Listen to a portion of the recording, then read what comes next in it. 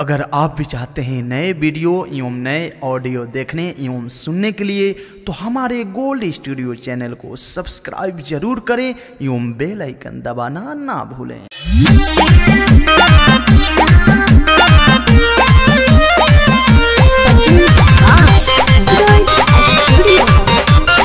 Mixed by Anil Raj।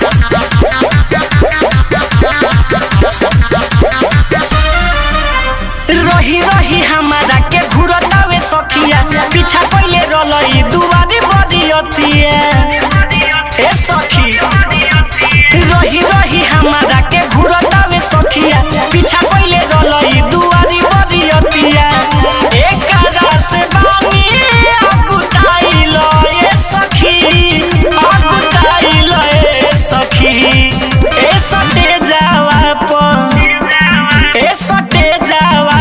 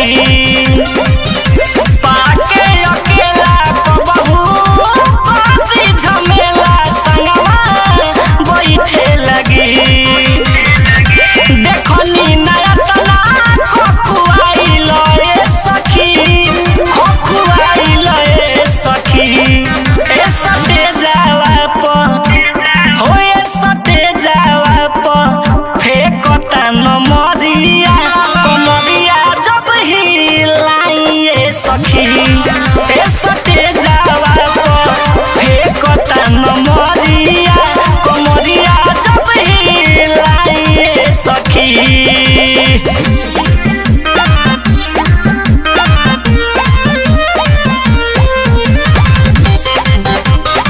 Mixed by Anil Raj।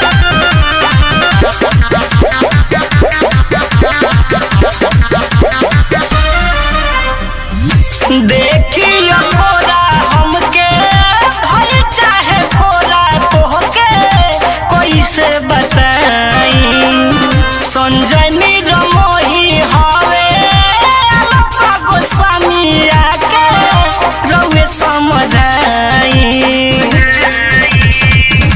देखियो खोरा हमके धल चाहे खोरा तोहके कोई से बताई संजय निरमोही हवे अलका गोस्वामी आके रउए समझाई छुइए के कोइले घावाइल ए सखी हो घावाइल ए सखी ए सटे जावा